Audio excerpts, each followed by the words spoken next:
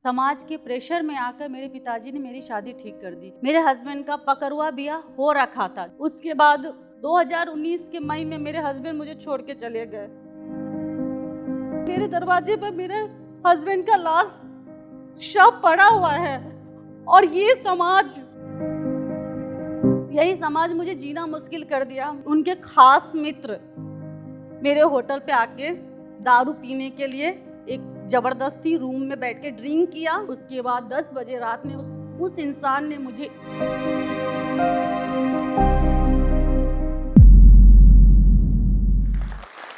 नमस्ते, मेरा नाम पूजा है। मैं दरभंगा जिला से हूँ। दरभंगा जो स्टॉक पर मैं आज आई हूँ। मैं अपने बारे में मैं कुछ बताना चाहती हूँ कि कैसे मैंने समाज से संघर्ष करके मैंने अपना एक बिजनेस खड़ा किया है। मेरा बिजनेस एक रेसिडेंशियल होटल जानकी पैलेस है जो मिर्जापुर में है। आज तक मैं संघर्ष कर ही रही हूँ। जब मैं कॉलेज में पढ़ती थी तब मेरे क्लास के कुछ लड़के मुझे बहुत परेशान करते थे, जिसका मैंने एक्शन लिया। मैंने कंप्लेन किया, मैंने प्रिंसिपल को कंप्लेन किया, जिस कारण से बात इतना बढ़ गया, इतना समाज में इस बात का बवंडर हो गया कि मेरे पिताजी मतलब मेरी माताजी ने बोला कि नहीं, अब तुमको नहीं पढ़ना है, अब आगे तुमको नहीं कुछ करना है। पर मेरे पापा ने मेरा सपोर्ट किया, नहीं तुमको पढ़ना है, तुमको संघर्ष करना है। मेरे पापा मुझे बहुत सपोर्ट किए। फिर मैंने पढ़ाई प्रॉपर संभाला, मैंने किया। मेरे पापा को, मेरी माँ को सब बोलते, अरे अपनी बेटी को कब तक तुम पढ़ाओगे, अब इसकी शादी कर दो, शादी का उम्र हो गया है, नहीं शादी करोगे तो ऐसे ही तुमको मतलब परेशान करने के लिए लोग सब तुमको परेशान, तुम्हारी बेटी को परेशान करेंगे। समाज के प्रेशर में आकर मेरे पिताजी ने मेरी शादी ठीक कर दी कि नहीं, समाज बोलेगा अरे यार जितना बेटी को पढ़ाओगे, जितना पढ़ाओगे उतना ही पढ़े लिखे तुमको लड़का खोजना पड़ेगा। इस कारण से मेरे पिताजी ने पार्ट 1 में ही थे तो मेरी शादी ठीक कर दी। मैंने अपने पिताजी को बोला मैं अभी शादी नहीं करूँगी, कम से कम मेरा ग्रेजुएशन कंप्लीट हो जाने दीजिए। और क्या फ़र्क पड़ता है अगर मैं ज़्यादा पढ़ भी ली, आपको जो लड़का मिलता है, कम पढ़ा लिखा लड़का मिलता है, कोई बात नहीं, आप लड़के वालों को कह दीजिए कि मेरी बेटी नॉन मैट्रिक है, 7th पास है, 8th पास है। पर पापा तो बहुत गुस्सा हुए, शादी तो मेरी नहीं हुई, मेरे मना करने पर शादी नहीं हुई। पर मेरे पिताजी मुझसे बहुत दिन तक मुझसे बात नहीं किए, रोके भी नहीं, कोई मतलब एकदम बहुत दूरी बना लिए। जो पिता मेरे सपोर्ट में थे वो पिता मुझसे दूरी बना लिए कि क्यों ये शादी नहीं कर रही, क्योंकि वो समाज के बात में मेरे पापा आ गए थे। उसके बाद जब मेरी ग्रेजुएशन कंप्लीट हुआ, मेरा एग्ज़ाम हुआ, उसके बाद मेरे घर में एक शादी था, मेरे चाचा की लड़की का शादी था, जिसकी बहुत कम उम्र में ही शादी हो रही थी। वो इंटर में थी तो उसकी शादी हो रही थी। उस घर में जितने गेस्ट आए थे सब मेरी माँ को बोले, कब अपनी बेटी की शादी करोगे, कर लो, उम्र जा रहा है, कल को ऊंच नीच हो जाएगा, फिर समाज में मुंह दिखाने लायक नहीं रहोगे। एक तो मेरे कॉलेज का वो जो लड़का परेशान किया था, एक ये दाग मेरे ऊपर था ही। तो मेरी माँ मेरे पापा के पास आके खूब रोई कि सब हम पे हंस रहा है, कब अपनी बेटी की शादी करोगे, कर लो कर लो। मेरे पापा जल्दी जल्दी में लोकल ही मेरे घर से 2 किलोमीटर अंतराल में मेरी शादी फाइनल कर दिए। मेरे हस्बैंड का बिहार में पहले पकड़ुआ ब्याह होता था। मेरे हस्बैंड का पकड़ुआ ब्याह हो रखा था, जो हम लोग को नहीं मालूम था। हम लोग को नहीं बताया गया था कि इस लड़का की पहले से पकड़ुआ ब्याह हो चुका है। कल तिलक होने वाला, और आज मेरे घर में उस पकड़ुआ ब्याह जिस लड़की से पकड़ के मेरे पति का शादी हुआ था, वो लोग आके मेरे पापा को बोलते, आप जिस घर में आप अपनी बेटी को डाल रहे हैं उस लड़का की शादी ऑलरेडी पहले से हो चुकी है। फिर मेरी माँ बोली कि नहीं, अब हम शादी नहीं करेंगे। मेरे पापा उस लड़का से बात किया, मैं भी उनसे बात की। उन्होंने बोला ऐसा कुछ नहीं है, हुई थी शादी पर हमारे कोर्ट से मान्यता नहीं मिली है, इस शादी को खारिज कर दिया गया। मेरी माँ एकदम विरोध कर दी, नहीं अब हम शादी नहीं करेंगे। हम बोले आप तो शादी नहीं करोगे, पर कल को यही समाज मुझे बोलेगा कि आखिर क्या कारण है कि इस लड़की का तिलक नहीं चढ़ा। उस लड़का को कोई कुछ बोलने नहीं जाएगा, वो मुझे सुनाएगा। सुनना मुझे पड़ता है क्योंकि महिला को ही सुनना पड़ता है, हर जगह महिला को ही सुनना पड़ता है। चलो कोई बात नहीं, मेरे नसीब में जो है मैं इनके साथ ही शादी करूँगी।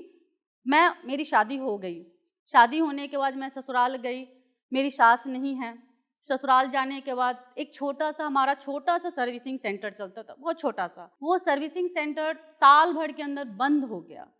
बंद होने के बाद हमारा समाज मुझे ताना देना शुरू कर दिया, मेरे पति को ताना देना शुरू कर दिया। अरे यार, कैसी लड़की से तुम शादी किए हो? तुम्हारे घर आते ही उस लड़की ने तुम्हारी रोजी रोटी पर लात मार दिया, तुम्हारा धंधा बंद कर दिया। पर मेरा पति मुझे पूरा सपोर्ट किया। उन्होंने कभी भी मेरे सामने ऐसा कभी नहीं बोला कि तुम्हारे कारण मेरा धंधा चौपट हो गया। समाज तो समाज, हमारे खुद के, मेरे मायके में जो मेरे रिलेटिव सब थे, उन्होंने भी मुझे ताना देना शुरू कर दिया कि एक ऐसी लड़की गई, जाते उसका रोजी रोटी बंद करवा दी, खाने का करवा दी। मैं खाने के मोहताज हो गई, कोई मुझे सपोर्ट नहीं किया। मेरे ससुर जी भी मुझे सपोर्ट नहीं किया, कोई मुझे सपोर्ट नहीं किया। फिर मैं प्रेग्नेंट हुई, मेरा बेटा हुआ। मेरे पास इतना पैसा नहीं था कि मैं डिलीवरी किसी प्राइवेट हॉस्पिटल में जाके करा सकूं। मैं एक छोटे से हॉस्पिटल में मेरा बेटा का डिलीवरी हुआ, एकदम ओपन में। मेरी बेटी भी खुले में ही हुई है, सरकारी हॉस्पिटल में ही मेरा डिलीवरी हुआ। आज मैं किसी को बोलती तो कोई विश्वास नहीं करता है, अरे यार इसका कहीं सरकारी हॉस्पिटल में हो सकता है। पर मैं क्या करूं, बस समाज को बस ताना बाना ना मिले, इस कारण से मैं बोलती हूँ। मुझे नॉर्मल डिलीवरी कराना था, इसलिए मैं सरकारी हॉस्पिटल में गई। चलो कोई बात नहीं, धंधा चौपट हो गया, खाने के मोहताज हो गए। मेरी माँ, मायके से अनाज आता था तो मैं खाती थी, मायके से दूध आता था तो मेरे बच्चे दूध पीते थे। उसके बाद यही समाज मुझे जीना मुश्किल कर दिया। मेरा बच्चा बीमार पड़ गया, मेरे बच्चा का इलाज के लिए मेरे पास पैसे नहीं हो पाते थे कि मैं कैसे अपने बच्चे का इलाज कर पाऊँ। फिर मैंने बोला ऐसे तो जीवन चलने वाला नहीं है, कुछ तो करना पड़ेगा। फिर मैंने PMGP लोन, प्रधानमंत्री रोजगार योजना के तहत मैंने लोन का अप्लाई किया। मुझे 10.5 लाख रुपया मुझे लोन मिला। मैं उस लोन को, मैंने वो जो सर्विसिंग सेंटर वाला जो प्लॉट था बंद हो गया था, वो प्लॉट मेरा अपना खुद का था। मैंने वहाँ एक नींव डाला, मैंने होटल के लिए, बस ऐसे ही दिमाग में आया कि कुछ तो करना है। 11 रूम का मैंने होटल का नींव डाल दिया, ढलैया हो गया। अब उसके बाद पैसा खत्म, अब क्या होगा। फिर उसके बाद मैंने अपना सारा जेवर बेच डाला कि चलो। फिर मेरे जितने रिलेटिव थे सबसे मैंने थोड़ा सबसे हेल्प ले लिया। मायके पक्ष से मेरे माँ ने, मेरे पिताजी ने, मेरी बहन ने, सब ने मुझे हेल्प किया। मेरा धंधा एस्टैब्लिश्ड हो गया, चला। फिर मैंने अपने नाम से पर्सनल लोन 22.5 लाख रुपया मैंने अपने नाम से लोन लिया और मैंने सेकंड फ्लोर मैंने बनाया।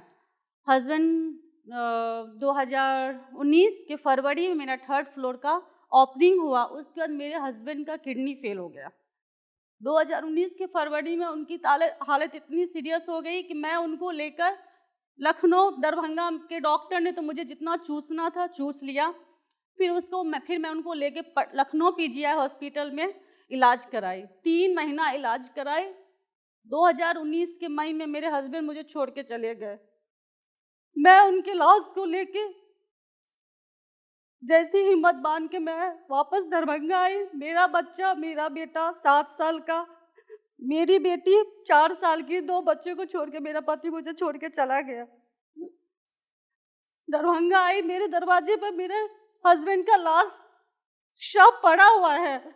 और ये समाज, क्योंकि मेरे पति ने, जब मैंने होटल बनाया तो 22 लाख से तो कुछ होने वाला नहीं। रोड पर का किसी का टाइल्स का पैसा, किसी का बिजली का पैसा, किसी का कुछ का पैसा, कुछ शुरू हो गया कि अरे अब तो राजू, मेरे पति का नाम राजू है, राजू सिंह, अरे इसका पति तो अब चला गया, अब पैसा कौन देगा। शुरू हो गया मांगने वाला का। धीरे धीरे कहीं कहीं से हमको मैसेज मिलने लगा।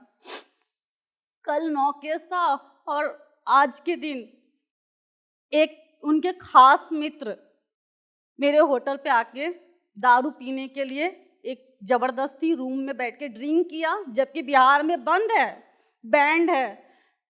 जबरदस्ती कि अरे इसके घर में तो कोई नहीं है, सारे मर्द सब गाया में, कर्म क्रिया में सब गए हुए थे, गाया थे।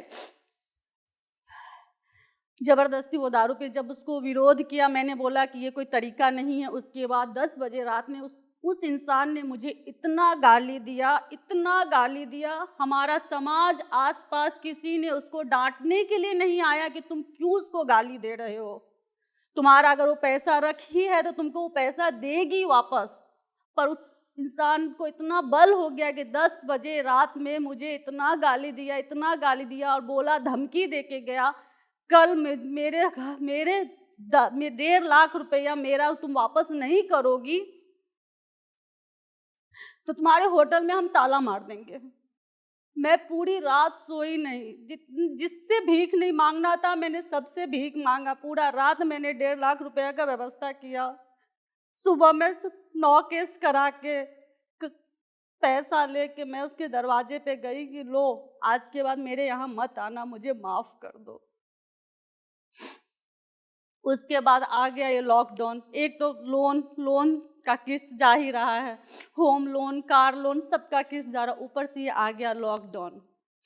ये समाज इतना खुश हुआ, अरे अब तो ये गई, अब ये ज़मीन बिकने वाला है।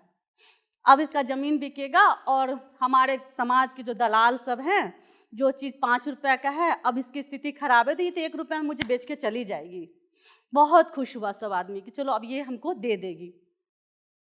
हिम्मत हारी नहीं। मेरे मायके वाले, ससुराल वाले तो कोई नहीं, मायके वाले, मेरी बहन, मेरी भाभी, मेरा भाई, मुझे सब ने बहुत सपोर्ट किया। मैं खड़ी रही। फिर उसके बाद दूसरा लॉकडाउन आया, बोला अब क्या करेंगे, अब तो इसका धंधा चला गया। उस वक्त भी मैं खड़ी रही। किसी ने ये नहीं पूछा कि अरे तुम्हारे बच्चे का पढ़ाई चल रहा है कि नहीं। मेरी 2 नंदे हैं, भाई का गया हुआ साल भर नहीं हुआ, सब ने हिस्सा लेने के लिए मुंह खोलना शुरू कर दिया कि अब बंटवारा करके दो। हमारा समाज ऐसा है कि जिससे मैंने कर्जा लिया वो तो सोशल मीडिया पे मुझे बेइज्जत कर दिया। अरे यार, क्योंकि मैंने उसको उलट के जवाब दिया। मेरे जो कुछ रिलेटिव थे ना, जो मुझ पे उल्टा फुल्टा मतलब कुछ बोलना चाहा, तो मैंने उसको जो जवाब दिया, वो उस इंसान ने सोशल मीडिया, फेसबुक पर लिखा कि अरे यार, जिस लड़की का जीवन यापन कर्जा से चलता है वो लड़की मुझे उलट के जवाब देती है। मैंने वो भी बर्दाश्त किया। आज मैं सोशल मीडिया पे कोई पोस्ट लगाती हूँ तो लोग, हमारे खुद के रिलेटिव, मेरे ससुराल पक्ष वाले, वो लोग बोलते अरे यार, इसको तो लगता ही नहीं इसका पति चला गया। क्यों? पति चला गया तो मैं लिपस्टिक नहीं लगा सकती हूँ? पति चला गया तो मैं बिंदी नहीं लगा सकती? क्यों? मेरा जीने का हक खत्म हो गया? इससे अच्छा मुझे सती हो जाना चाहिए था पति के साथ। 8 साल की शादी मैंने क्या जीवन किया? मैं लाल कपड़े नहीं पहन सकती हूँ? पर सब कोई, पति का जाने का जो गम जो बीवी को होता है, एक माँ को भी बेटा के जाने का गम नहीं होता। क्यों?